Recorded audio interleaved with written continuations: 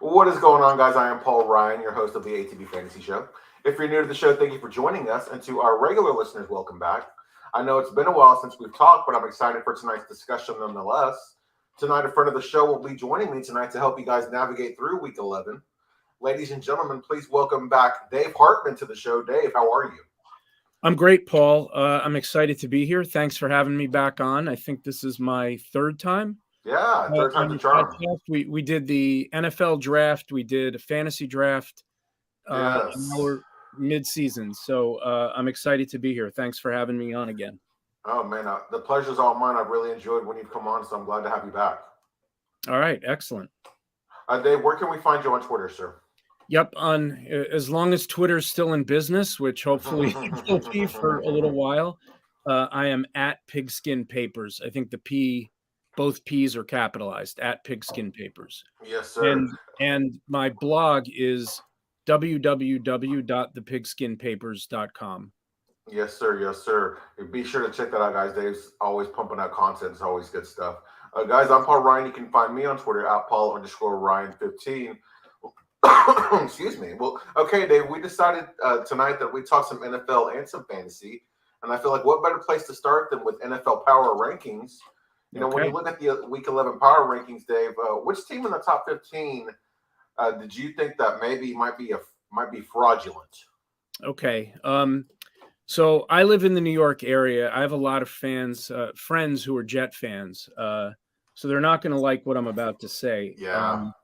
I think the Jets are a good team. I think they're on their way to where they need to get to. I don't think they're a fraud, so to speak, but they're 10th in the power rankings right now. They're 6-3. And when I look at their quarterback and I look at their remaining schedule, I think the air is probably going to come out of the balloon pretty soon. They have a good defense and they've nailed the draft the last couple of years, and especially this year. I mean, Breece Hall got hurt, which was unfortunate, but Sauce Gardner has been lights out. I think all they could have asked for and more. Other picks they've made last year and this year have panned out. When you look at the team, though, I think Zach Wilson isn't where he should be at this point in his second year, and they're kind of winning despite him a little bit. They've eked out some close wins. They have 8 games left, 5 on the road, 3 at home. Yeah. All 5 of those road games are against teams that have winning records right now, and that includes the other 3 teams. Kind of weird the way the schedule worked out. They've played each team in their division once, but those were all home games. So they go to New England this week. They still have to go to Buffalo. They still have to go to Miami. They have a game at Minnesota, and they're obviously not an easy team. They only have 1 loss.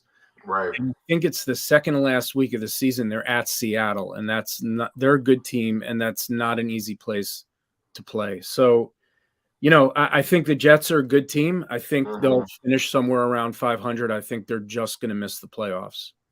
Yeah, I like that you bring up the Jets because, like you said, they're winning despite Zach Wilson. I want to ask you, do you think that they would be better if Joe Flacco was at quarterback? I don't know about that. I mean, Flacco played pretty well early in the season. That's the kind of thing that maybe it lasts for a little while, and then as teams prepare for him more, he's not as mobile. So that's hard to say. I mean, I think they need to stick with Wilson. Look, I think this year is a little bit playing with house money, right? They're not supposed to make playoffs this year. Everything's going in the right direction for them. They have a good young coach. They have a very good front office now with a really sharp general manager who's been making great draft picks and good personnel decisions. Right. Got a good young defense. I just think, I think they need to see what they have in Wilson, and he's gotten hurt in his first 2 years. So I think they just need to see how he can do down the stretch this year. But, it wouldn't shock me if next year they might look for a quarterback, probably not in the draft, but maybe in the free agent market if they don't see enough out of Wilson the rest of this year. And that's quick. 2 years is quick. But, the funny thing about the Jets is they've taken a quarterback in the top 5 of the draft twice in the last 5 years. They're the only team in the NFL that's done that. They took Sam Darnold 2018, and then with the 3rd pick, and then took Zach Wilson 2 years ago with the second pick. Mm-hmm. So they've already done this once where they moved on fairly quickly from a guy they took in the top 5. The difference now is they have a much better roster around the quarterback. And so you don't want that position holding you back. And look, maybe Wilson will start to put it together, and he's got obviously a lot of talent. Oh, yeah. He just hasn't really looked particularly good so far. Yeah, it was nice to see, though, that it looked like him and Garrett Wilson were starting to build a connection, and him and Tyler Conklin as well. So it'll be interesting seeing how that works out. Yeah, big game for them at New England this weekend. You know, that's Absolutely, a team that has owned them, and they beat them already this year. So that's one of the – I know later on I think we'll talk about some of the best matchups this weekend. I think that's one of them. Those teams despise each other, and I don't know if you know all the history with, Belichick. Spygate, right? That's where Spygate took place, isn't it? Agreeing to be their coach and then, leaving and going to New England, and then kind of the rest is history. They also Parcells coached both teams. Pete Carroll coached both teams. They've had a lot of stuff back and forth between those two teams. So anyway, that'll be a good game. It will. And for me, what top 15 team I think is a fraud? I'm going to the Jets opponent this week. I'm going with the New England Patriots. I kind of look at their offense, and Mac Jones has I don't know, he hasn't looked as good this year as he did last year. And you look at his games, he's yet to throw more than one touchdown pass in any game this season. I know they have a really strong defense. They've got good coaching and everything, at least as far as on the defensive side. But to be a real contender, to be a good team. He's definitely regressed this year. Yeah. I would say last year of the 5 rookie quarterbacks last year, well, Trey Lance didn't really play much. So it was really 4 that kind of started most of the season. And Mac Jones was probably the best, out of Trevor Lawrence and Zach Wilson and Mac Jones and Justin Fields. He probably, looked the best, made the fewest mistakes. Most consistent. This year he got hurt, and then, they did that thing where they yanked him quickly out of that game and put Bailey Zappi in. And I'm not sure, they got a spark out of that for a little bit. And then Zappi played very poorly in the second half of that game. So now they have a quarterback who might be looking over his shoulder a little bit. They don't have great receiving weapons.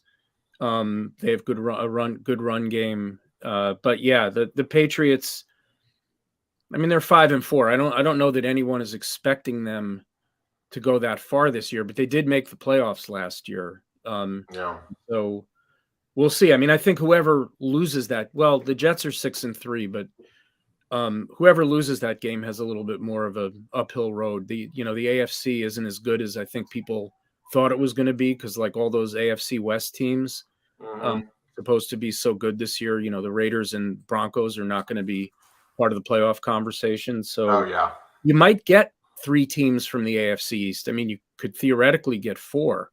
I don't think that'll happen, but you could you could get 3. Yeah, I don't think the Patriots offense, from what I've seen, unless Mac Jones can kind of pick it up where he left off last year or start playing better, is good enough to make it to the playoffs, or even make definitely not make a deep run in the playoffs. Yep, fair enough. I have a lot of friends who are Patriots fans too. They've of course been insufferable for 2 decades. So yeah, I hear you. So, looking at the other side, is there a team outside of the top 15 that you feel is a little bit underrated? Well, I think the one team, I looked at, and there are different power rankings out there. I looked at the NFL.com ones, and the Chargers are outside the top 15. And I think the reason for that, I think coming into the season, people would have looked at them and said, they're maybe a top 10 team in the NFL or close to it. They've just had so many injuries this year. Yeah, especially to their wide receivers and their offensive line, and that has really been a problem for Justin Herbert, who has played decent, but hasn't looked like he also he had that rib injury, and I think that held him back a little bit too. They've got their roster has as many Pro Bowl caliber players on it as probably any roster in the NFL or close to it. Oh yeah. I don't know how well coached they are. I mean, their coach is probably, he's made some mind-numbing decisions over the last couple of years, late in fourth quarters. But I think that's a team and they have a tough one this week because they're playing the Chiefs again. And if they lose that, they're 5-5. But that's a team that I could see, getting some players back. If they can get, Keenan Allen really hasn't played a full game since week 1. Yeah. I don't even know that. I guess he got hurt during week 1. Mike Williams should hopefully be back in a little bit. Now Gerald Everett's hurt. But, if they can get their receivers back, I think that's a team that could make a little bit of noise down the stretch and probably get one of those last wild cards in the AFC. And yeah, I'm sorry. Go ahead. No. Go ahead, Dave. I'm sorry. No, I was just going to say, and they're outside the top 15 in the power rankings right now, but they're a good team and they have good players. You hate to see a team suffer so many injuries year after year, too. Yeah, it's tough. I mean, everyone has injuries, and it's week 11, and every team in the NFL is banged up, and it's how teams and you're seeing with the Rams. What happens when you have a really top-heavy roster and you don't have depth, and a couple of key guys get hurt, and then you're kind of have nothing. I think that's a team that they're outside the top 15 in the power rankings, and they deserve to be there. But with Cooper Kupp out, I think they're going to really. He's been their offense this year. Yeah. And Matt Stafford, he's out with a concussion. I'm assuming he'll be back this week, but that's a team that I think, and they won the Super Bowl last year, and I think they're in real danger of missing the playoffs. And probably, so the Super Bowl always being the ultimate goal, and they went all in and they were able to achieve that. But it's the years afterwards that you're like, man, how worth it was it? And we're, I don't know if it's too early to say it wasn't worth it, but we're starting to see what kind of position they can put you in if you decide to do that. Yep. So for me, the top 15, or excuse me, the team outside the top 15 that's underrated. This might be some low-hanging fruit here, Dave, but I like the Packers and Aaron Rodgers. I feel like they're underrated. I know they just got that big win against my Dallas Cowboys, but they're a team that's starting to get healthy. We saw what Christian Watson's capable of. We saw Aaron Jones kind of come back to life. We saw what that run game is able to do. I believe they just got back also David Bakhtiari as well. They've lost a lot of close games this year. I know they were on a 5-game losing streak, but that team's always scary. Anytime Aaron Rodgers has some weapons or he starts to get comfortable or starts, that offense starts to click, man, that team can always be dangerous. Yeah, no, I think that's right. I don't know, Rodgers' body language during that losing streak was pretty bad, and I was kind of wondering, does he care? And he's always been he's always been kind of a different dude compared to other quarterbacks. They'll send in the field goal kicker in a key moment where it's like 4th and 3 and he doesn't get in his coach's face like some other quarterbacks do. So I don't, the Packers were definitely expected to be a playoff team and to win that division. That 5-game losing streak was, and that included, losses to the Jets and Giants back to back at a time when everyone thought those teams were pretty terrible. Turns out they're not. Right. Mm-hmm. A loss to the Lions at home. I just, if they don't make the playoffs this year, that's probably going to be the one game they look back. And it's a game they dominated. Rodgers threw 2 interceptions in the end zone in that game. Yeah. It's a game they should have won. And if they miss the playoffs by one game, I think that's going to be the one that kind of was right at the end of the losing streak. If they turned it around before they turned it around, and that they probably want that game back. It always seems, because I actually saw this last year where, excuse me, the Raiders, they fire their head coach, and then they go on a 3-game losing streak. Then on Thanksgiving, they face the Cowboys at home. They beat the Cowboys in a close game in overtime, and then they just go on this run to sneak into the playoffs. I feel like that's what we're going to see from the Packers. Yeah, could be. And especially in the NFC, because the NFC is not as top heavy as the AFC. You got the sort of the 4 teams in the NFC East are all alive and well. Exactly. But then, beyond that, when you look at the second place teams in the other divisions, forget the NFC South. That division is going to have one playoff team, the division winner. The NFC West, maybe, Seattle, San Francisco, whoever comes in second there, probably be a wild card. So, the Packers are fighting with the bottom teams of the NFC East and one team in the NFC West, I would think, for probably the last playoff spot in the NFC. Yeah, absolutely. So you kind of I don't know if this was your surprise. I don't know if the Chargers were your surprise team to end the season. It kind of sounded like it, but based on your description. But is there a team that you think will surprise people at the end of the year? Yeah, I got a different one, and okay. It's a team that's probably been as disappointing as any team in the NFL over the first half of the season. So disappointing that they fired their coach and hired a TV analyst. And that's the Indianapolis Colts, who, look, they beat the Raiders last week. They started Matt Ryan after saying they were going to start Sam Ehlinger. Their coach had never coached a game at the college or NFL level. And the team took a ton of shrapnel for the hire. But sometimes you do something completely outside the box and you really shake things up and it works. And I'm not saying it's going to work long term, but this is a team, I know they've had a lot of injuries, both on their defense and on their offensive line. And they lost Matt Ryan for a couple games. But this is a team with a lot of talent. Jonathan Taylor's back now. Matt Ryan is back for whatever that's worth. He can at least push the ball downfield. And they've got a little bit of kind of swagger now with a new coach and everyone making fun of them for the hire. They're down at like 25th or 26th in the power rankings. And I could see that. I'm not saying they're going to make the playoffs. I don't think they will, but I think they could be a tough team to play during the second half. And I think they might, they have the Eagles this week, which is a tough game, although it's at home. But they play in that AFC South, which means they get some easier games, or at least teams they can beat.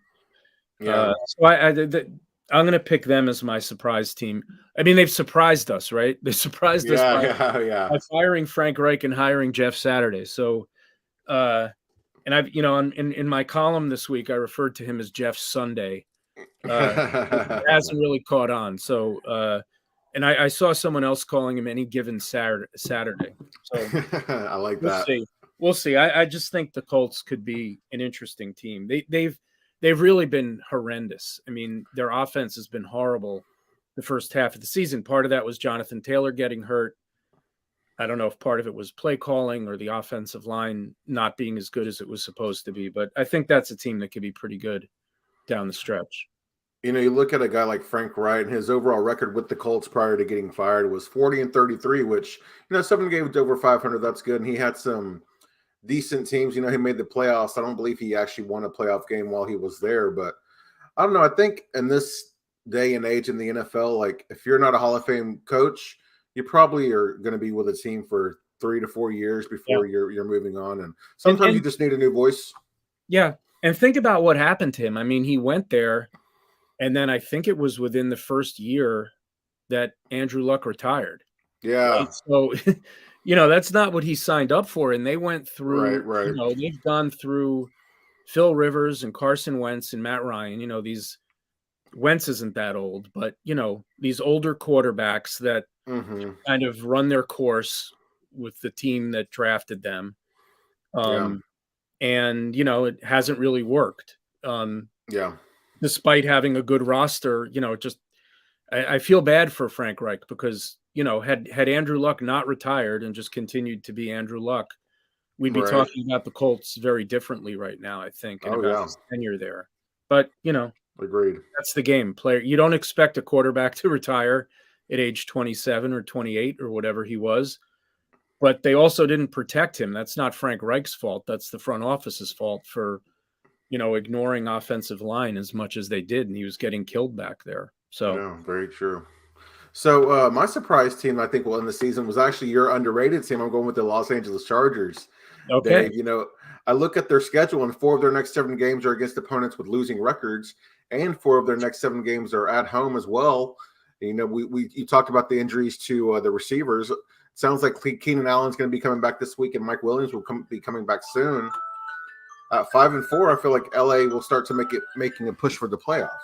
Yeah, no, I think they could. I mean, the one thing about them having home games is they don't have any fans. It depending who they're playing. Yeah. Like if they play the Raiders or the like one of those AFC West teams that travels, they end up with less than half the fans in the stadium, which is unfortunate. Probably should have never left San Diego, but anyway. Right. I still call them the San Diego Chargers and the Oakland Raiders. It's taken me a while to adjust to those AFC West teams relocating. I'm sure if they could, they might want to go back to those places as well. Well, it's a shame because it's a problem for the Rams also, because they were in LA, but they left for 20 whatever years it was when they went to St. Louis and came back. And just part of it is Southern California, but neither one of those teams has a really good home fan base. And when they play teams whose fans travel, I mean, like your team, the Cowboys, when they go to play the Rams, half the people in SoFi Stadium are wearing the star, Yeah. So it's nice that the Chargers have all those home games. I just don't know how much of a home field advantage they'll have. Yeah, that's true. That's true. But I do like them over the second half of the season too. I don't think they'll beat the Chiefs this week, but I like the second half of the season. Yeah. So, every week, Dave, you put out a waiver wire piece. You talked to us a little bit about your article this week and, somebody that is on your radar. Yeah, sure. And I know most people have done their waiver pickups already, but you never know. And I'm assuming for purposes of this exercise that Jeff Wilson, Cole Kmet, Kadarius Toney, and Rachaad White are not available. I would say if you're in a league where for some reason any of those four players are available, I think they're all, very much worth picking up. I mean, I usually don't like quote unquote chasing performance, because Christian Watson is not going to have another 3 touchdown game, or at least I don't think he will. And it's funny because last week he was one of the people that I put in my waiver column. Nice call. Week 10. And I, in fact, picked him up. I had drafted him at the start of the season in kind of the main league that I'm in. After he got hurt a couple times and wasn't doing anything, I dropped him and he just stayed on the waiver wire. And I picked him up. And, of course, I didn't play him against the Cowboys because he came into that game with less than 100 receiving yards for his career and no touchdowns. But I figured with Romeo Doubs hurt, with Randall Cobb still hurt, Sammy Watkins, I guess, coming back, but he's just Sammy Watkins. He's just a guy at this point. And Alan Lazard really being the only other receiver there, and the Packers kind of needing a spark. I thought there's an opportunity for him if he can stop, dropping the football. I don't know if you remember, like the Packers' first drive of the season against the First play of the year, he dropped a 75-yard, beautiful rainbow from Rodgers. And he had 2 bad drops in that Cowboys game, or maybe it was one or two bad. No, he had 2. It was 2. Yeah. And then he only had 4 catches in the game. So I think if you're going to pick him up off waivers, first of all, I'm sure he got picked up everywhere this week, and now he's probably 80 or 90% rostered. But when I wrote the column last week, he was kind of in my, not one of the top guys to pick up, but I was, I have a list of players. I kind of try to divide it between, priority guys you want to pick up because you might be able to start them this week, or at least, they could be someone you'd think about flexing or something. Right. And then streamers as we go through the bye weeks, and then, stashes. And he, for me, was more of a stash, pick him up, see how he does. And then maybe if the Packers, as we've been discussing, start playing better, start getting hot, Rodgers starts throwing 3 or 4 touchdowns a game, like he's done for most of his career, or 2 or 3 touchdowns a game, then maybe, maybe he's worth starting. And I will say this is a tough bye week. 11, because it's 4 teams on bye. It's the 3 Florida teams and the Seahawks. And between those 4 teams, there's a lot of good fantasy players. Those are all 4 offenses that scored, even the Jaguars, You've got Etienne, and Christian Kirk's been really good this year, and Trevor Lawrence has been nice for Superflex. Yeah, he's been nice for Superflex. Evan Engram has been, TE tight end. It's kind of a wasteland. So Evan Engram has been startable. And then the Dolphins obviously are an offensive juggernaut, and the Seahawks have been too. I mean, both receivers and Geno Smith, Kenneth Walker's been Walker's been running awesome back over the last 6 or 7 weeks, and then Tampa is Tampa, right.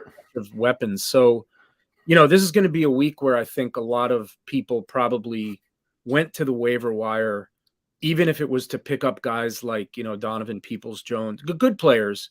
Paris Campbell. I had a lot of players mentioned in my column this week, especially receivers, because that's where I think the best free agent options were. Daniel Jones, for some reason, has been, available on a lot of waiver wires, especially in one QB leagues. In Superflex leagues, he's not. But he's another guy I think, you could pick up this week. They're playing the Lions at home. So he was another guy I featured in this week's column. Yeah, for me, I'm not sure how people are going to feel about this guy, but I'm going to go with Nico Collins, wide receiver out of Houston, of the Houston Texans. Excuse me. The Texans, you're looking at their schedule. They have the receivers have the easiest remaining schedule for fantasy wide receivers. And last week he had 10 targets. And you look at the Texans. I mean, there's a good chance he'll probably be playing from behind most weeks.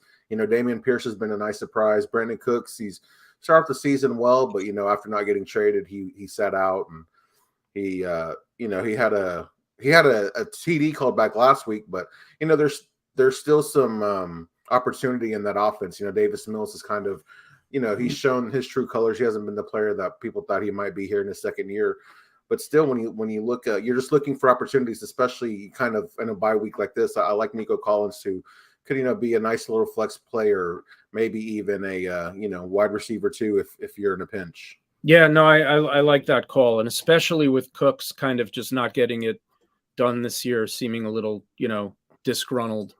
Collins is a good, nice player. I mean, I don't know. The Texans are a weird team.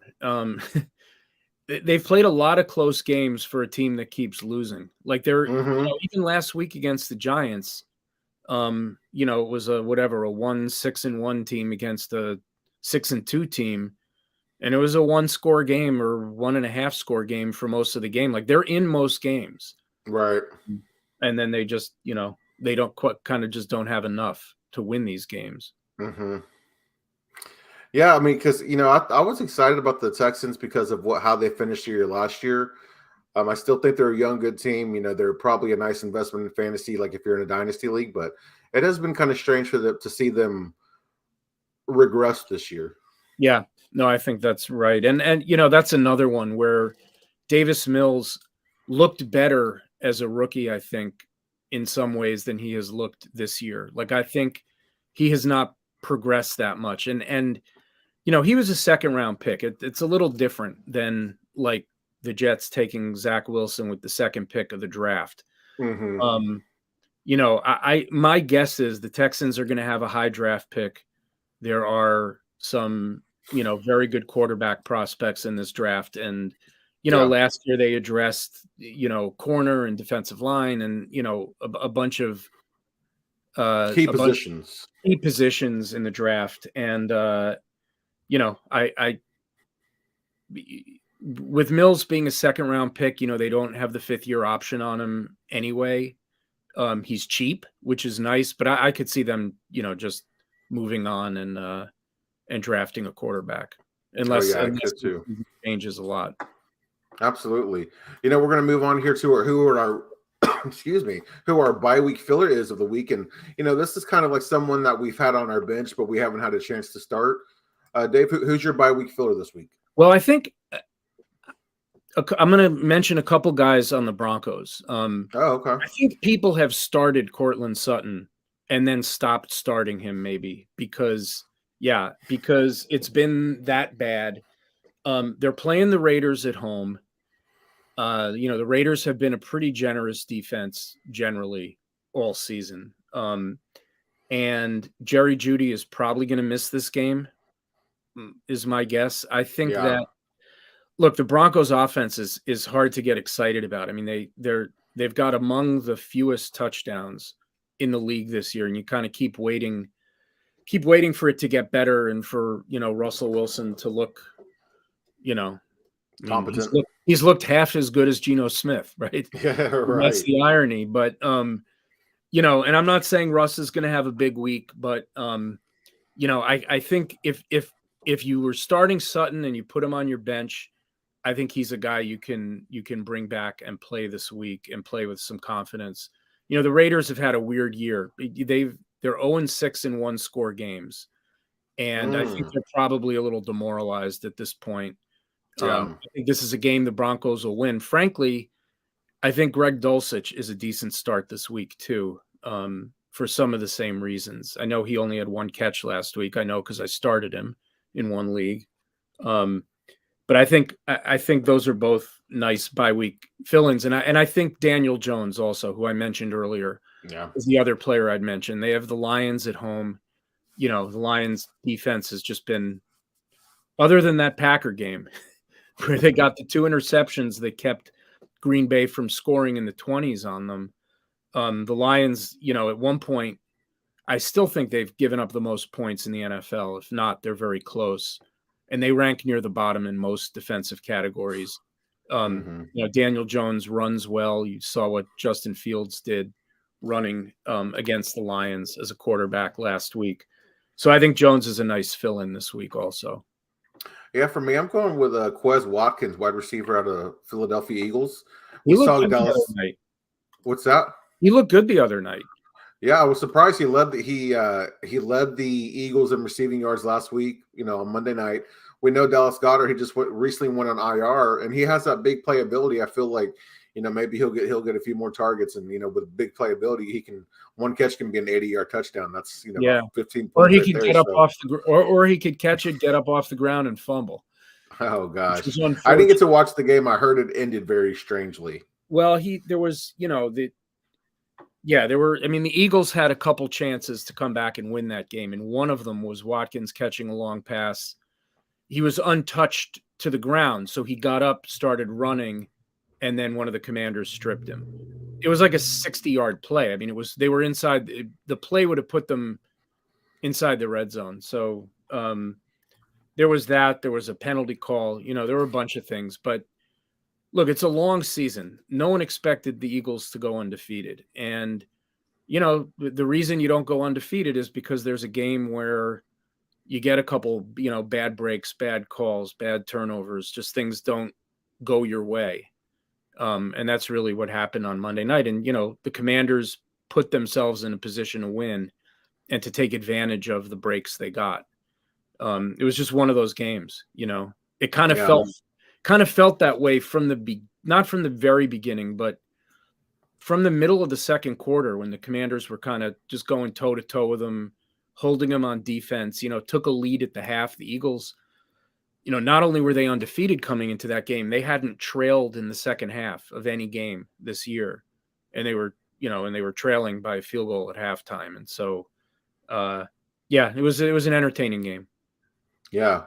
It sounded like it because I was actually recording my Dallas Cowboys podcast, and my co-host, he on Monday night, we do like a score update because he'll watch Monday Night Football and keep me updated. And of course, because the Cowboys lost, he had more interest in that game. And, obviously we're rooting for the Commanders. So it sounded like a fun game to watch.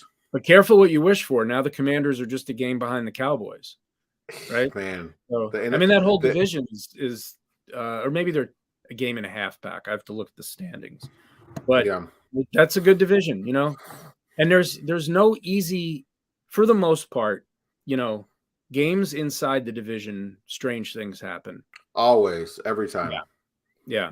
And that's the good thing on the schedule this week is there's some good division games, but I think we'll get to that in a few minutes. Yeah. It's funny. You've mentioned the Lions and Packers game from a couple of weeks ago. Aaron Rodgers throwing two red zone interceptions. I mean, just weird things always happening. Yeah. So, one thing about fantasy, it's like you can pick a certain game, especially in DFS, you kind of focus on a certain game to get those points to try to find an edge. Is there a game that you like this week as far as matchup for fantasy purposes goes?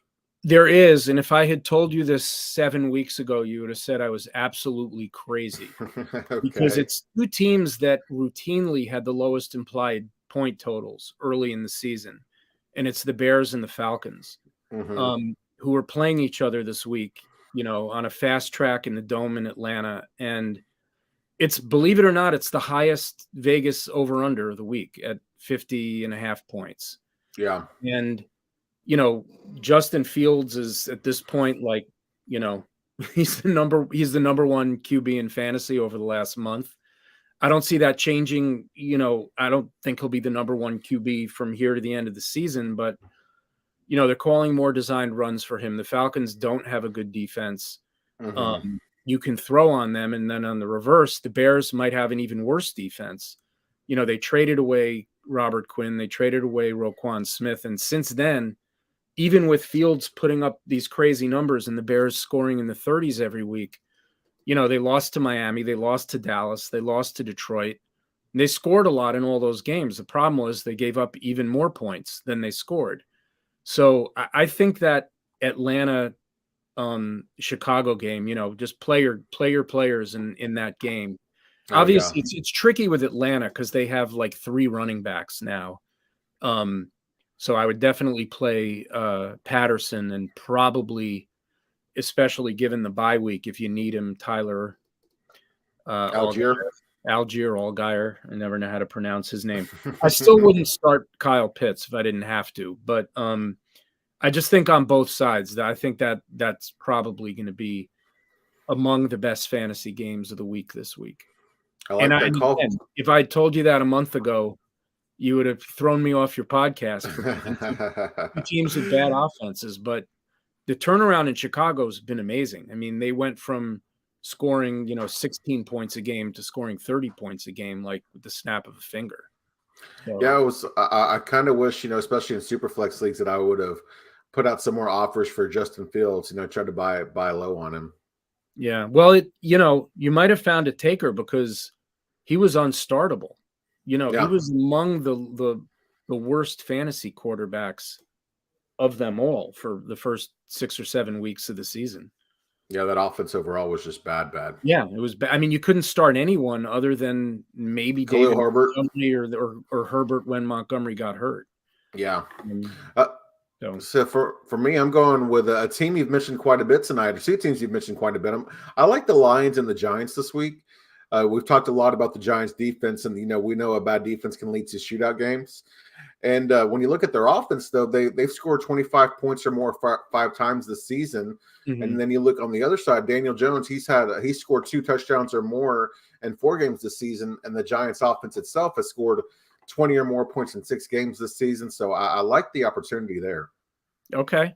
It's funny. I think of the Giants still as a team that kind of wins with a little bit of everything and not a lot of anything.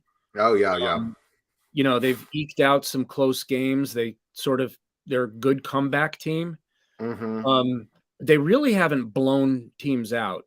And even when they've played teams like the Texans and the Panthers, who are bad teams, they haven't really crushed teams. Maybe they will against the Lions on Sunday, although they've won 2 in a row. So the Lions are coming in on as much of a winning streak as they ever have. So that's an interesting one. I mean, I think there will be fantasy points in that game. I agree with you. I don't know how widespread it'll be, especially because like the Giants receivers, hard to trust any of them. But we'll see. It was funny to see Kadarius Toney. I mean, he's been there for like 2 weeks, and he looks like his hamstring's doing okay. Yeah, that was such a weird situation. Well, the other thing is he went there, and then all the receivers around him started getting hurt in Kansas City, right? So, first Hartman was hurt, and then Juju got hurt last week, and MVS even got dinged up a little bit. Yeah. And Tony's kind of, sort of stepped into the role. I think they thought Sky Moore would maybe, gadget plays, some work out of the slot a little bit. And Tony's electric. I mean, man, yeah. Having Patrick Mahomes, I mean, that, that's another one where if he gets more opportunity, he really could put up a lot of numbers there in that kind of offense. And now he's going to get more opportunity because guys are hurt. So, yeah, I guess Chiefs Chargers. I just don't know. That could be a game with a lot of fantasy points. I just don't know if the Chargers can, kind of match the Chiefs touchdown for touchdown with just Eckler and a bunch of injured, replacement receivers. But we'll see. Those teams have played some really good games the last couple of years, the Chargers and Chiefs, including the game earlier this year, which was a one-score game. So you talk about the Chiefs. It was interesting because they lose Tyreek Hill, they bring in Juju, MVS, they draft Sky Moore, and it took them a little while for their offense to get going. But now they're starting to click here over the last month. And then you add a piece like Kadarius Toney, and where you can see what he can do. Man, that offense is dangerous. Yeah, no, and I think that's what they were missing. Mecole Hardman is explosive. And he was really probably the fastest guy they had, but and defenses have to worry about Travis Kelce all the time, and because of that, it's a hard defense. It's a hard offense to deal with. For sure. And honestly, right now, I think the Chiefs are probably all around the best team in football, but we'll see. I mean, it's kind of traded off between the Bills and the Eagles in most people's mind this year. Mm-hmm. The Chiefs have just kind of plodded along. The game they lost to the Colts, I still don't know how they lost that game. That was the Colts' one bright spot until last week. But this has been the year of the upset, I feel like. You know what I mean? Yeah, I think there's been more parity this year than and I'd love to see the statistics. I saw them a few weeks ago of like how much the underdogs have covered. I'm assuming the underdogs have done better than the favorites this year. The difference in talent between the best team in the NFL and the worst team in the NFL is not as much as people think it is. It's not like college football, where there really are huge differences in talent between certain teams. And we see it every week. Like was the Commanders beating the Eagles in Philly that big of an upset? I mean, it was an upset, but with the division game, and the Commanders have played some good games this year. So yeah, I think there's been a lot of upsets this year, but maybe we shouldn't always think of them as upsets. I mean, the Packers winning a home game, how's that an upset? Right. I know and that line was big. That line was like 5.5 or something that the Cowboys were favored by.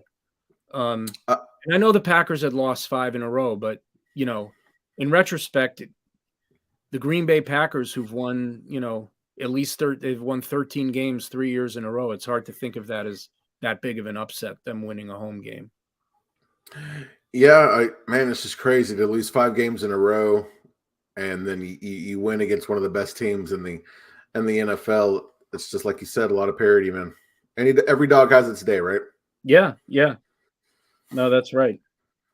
So looking at the schedule, Dave, is there a game you look at and you're like, man, I'm not playing this game in DFS?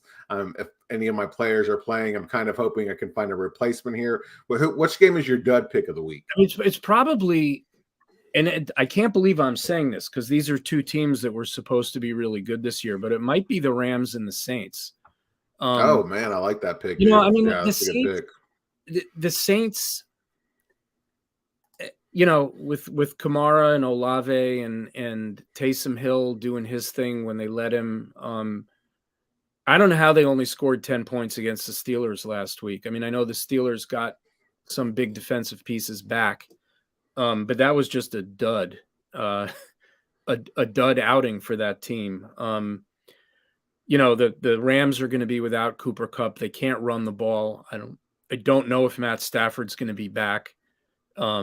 But the Rams still have a decent defense. That's a game where, I mean, look, I have Kamara, in my main league. I'm going to play him, obviously. If you have a lot of playing him, I wouldn't play a Rams running back in this one. And I probably wouldn't. I'd play Tyler Higbee, even though the Saints are as good as it gets against tight ends. But that's my dud game of the week. Now watch, it'll be 34-31, Right. That's how it always works out. For me, I'm going with a matchup you were talking about earlier in the episode, but man, the Patriots versus the Jets, too. Some questionable quarterback play with two good defenses. I don't know. There's nothing about that game that excites me. But like you said, watch it be 34-31 or, watch it be the game of the year. No, that's a good one. That's a good one because that's two teams that want to kind of run the ball and play good defense and kick field goals if they have to. Yeah. So, yeah, I think that's a good pick. All right. So, we're always predicting here, Dave. If you can only pick one, but who do you think scores the most fantasy points this week? I mean, there's a couple, you usually want to answer that with a quarterback. And I think there's first of all, I think Lamar Jackson has a very nice matchup this week at home against the Panthers. They're rested coming off the bye. I know he's down a few weapons, but Mark Andrews should be back for this one. Maybe Lamar's been watching what Justin Fields did the last 2 weeks and wants to say, hey, wait a second, I'm still the fastest quarterback in the league. I doubt he cares about that. Right. But I think, Lamar hasn't had one of his big sort of explosion games in a while, and I think the Panthers are the kind of team he could do that against. I think Josh Allen at home against the Browns, having to listen all week to how he threw. He's another one, threw 2 red zone interceptions against the Vikings and then fumbled on his own goal line. He could just blow up this week. I think the Browns, they had that great game against the Bengals and then, kind of got washed by the Dolphins last week. And it doesn't get any easier going into Buffalo to play a mad team that's lost 2 in a row. Right. So I think I would say those two. Away from the QB position, Saquon against the Lions at home. I mean, they're just a bad defense and a bad run defense. And right. He gets almost all the work out of their backfield. So he's one. I think Stephon Diggs on the receiving end of Josh Allen's passes. And I just have a feeling that Travis Kelce, who's been quieter for a little bit, the Chargers don't defend the tight end all that well. I think he's another one. These are all obvious names. I mean, anyone listening to this might be saying, well, he's just telling me the best players in football. But I think all those players are just especially primed for potentially very, very big fantasy weeks.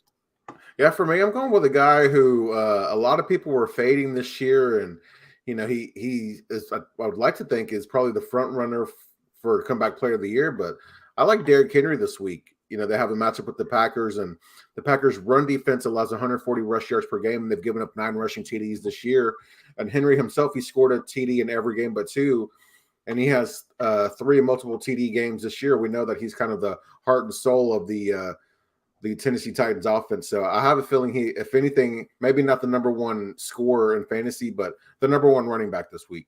No, that's a good one, and they're also playing a team that whose defense was on the field a lot against the Cowboys and just an emotional win. So, maybe they, and then the Packers, as you said, they're not a very good run defense. So I like that pick. That's a good one. Yeah, Tony Pollard. Now we've told everyone the most obvious fantasy players to play. Right. But look, that's the question. Who's going to blow up the most this week? It's usually going to be good players. You know what I mean? No, if you had asked me this question last week and I said Christian Watson, you would have said, "What are you smoking?" So those are the tough calls to make. Yes, sir. Well, Dave, we're reaching the end of tonight's show. Let's end it on a strong note. Do you have a bold call for the week?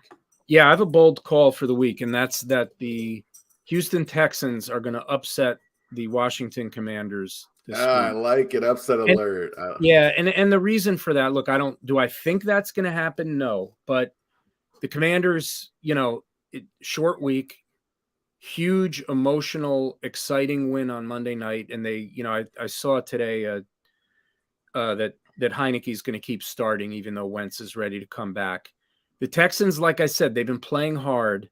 Mm-hmm. and they've been in almost every game. I mean, I think Chase Young might come back this week, but the Texans are due to win one of these games. The Commanders Right. got a lot of breaks on Monday night, and I could just see the Commanders coming into this one a little flat. They kind of like everyone gets up to play the undefeated team, right? Exactly. Try to knock them off, and they did that, and kudos to them. And Ron Rivera, I put this in my weekly recap column. I had a bunch of stats and crazy stats in there. This is the second time in 3 years that Ron Rivera beat a team that was at least 8-0 on the road. Oh wow, that's cool. And I think no coach has ever done that before in their entire career. It was a couple years ago when the Steelers were 11-0. So anyway, I could just see the Commanders having a big letdown this week. Like I said, the Texans have had opportunities and they just kind of haven't seized it. But I think this will be a close game and one they can maybe squeeze out at the end. Yeah, Dave, you've mentioned you've said the phrase what am I smoking? And I feel like the way that you and I have been on the same wavelength, it's like maybe you and I we have the same dealer here. Your bold call? No, but I'm going kind of similar here. With 6 losses by single digits, the Detroit Lions will upset the New York Giants in Week 11 because I think they're due for one, my friend. All right, you just upset my whole family, but that's okay. Don't tell your wife I said that, okay? No, but we're not. So we share season tickets with my wife's sister, and they've got them this week. So we're not going to the Giant game this week, but that will upset Giants fans if that happens because for this team to make the playoffs, there's certain games they need to win that are on their schedule, and the Lions, they just beat the Packers and the Bears, and they're obviously playing a little bit better. I feel like Brian Daboll won't let the Giants lose a game they should win, but we'll see. Because they've won games, where they were, they're like the Ravens game, which I happened to be at that game, and they were trailing by 10 in the second half. And, you sort of think, okay, well, they're not going to be able to stop Lamar enough times that they can score enough points to overcome that deficit. And they turned him over twice and won the game. The Giants have been gritty this year. And I feel like this is that kind of game that they won't let it slip away, but you never know. Daniel Jones, knock wood, if you're a Giant fan, the main thing that he's done that's different from last year, and I credit the coaching staff, I think, with this, is he hasn't turned the ball over a lot. Whereas in the past, that was really the issue with him. He would play well, he could run, he could throw, but he would make some bad decisions and be sloppy with the football. And they've really cleaned that up. I think if that Daniel Jones shows up in any game, the Giants aren't good enough to win games where they lose the turnover battle, lose it by 2 turnovers, say. But they've been winning games because they've been winning the turnover battle, and they've been, getting stops when they need them. They've really been an interesting team to watch. The Jets and the Giants. It's kind of like a little bit of a magic trick for both teams that they're both so much over 500. Right. But I agree with you there. I won't tell my wife when she listens to this podcast. I'll just cut it off and say we didn't really talk about anything after this. It's funny you say that though, because I feel like this has been one of the more entertaining NFL seasons because there's so much parity, there's so much balance in the league. It's not like the same old teams at the top. I mean, I think the end of the season is going to be very interesting for a lot of teams. No, I agree with that, and I think there've been some like feel good stories this year, like Geno Smith and the Seahawks. Everyone thought the Seahawks were going to be atrocious, like not even bad, but like extremely bad. And number 1 pick bad. Geno's good, and Pete Carroll's still a good coach. The Giants are a feel good story. The Jets are a feel good story. The Eagles are a good story. And you're right. I mean, some of the teams that like the Bucks and the Packers and the Rams that everyone at the beginning of the season was just kind of writing them into the playoffs as division winners. I mean, the Bucks are going to win their division, I think, just because how can they not? You look at the other teams in the NFC South, but The Bucs have 5 losses, and they could have lost that Falcons game with the roughing the passer call at the end of the game. So, some of the teams, at least in the NFC, I think it's been a little more upside down than what everyone expected. The AFC, I think, for the most part, the cream has kind of risen to the top. The division winners last year were the Bills, the Titans, the Chiefs, and was it the Bengals or the Ravens? No, the Bengals. Oh, it was the Bengals. They were the division winner because they faced the Raiders at home in that first playoff. So 3 of the 4 teams. Well, the Bills are now not in first place, but all of the division winners from the AFC last year are either in first place or right in the thick of it. They're all back. Whereas the NFC division winners are not. Some of them are, but some of them aren't. So, in fact, only one of the Bucs are the only division winner from the NFC from last year who's in first, and they're 5-5. So that has made it a good season because I think the more fan bases are not bad every year, and sort of get that feeling of, okay, we had a good draft. We found a good young quarterback. We're getting better. That's exciting for fans. If every year, we got to lose twice to the Patriots again and come in third,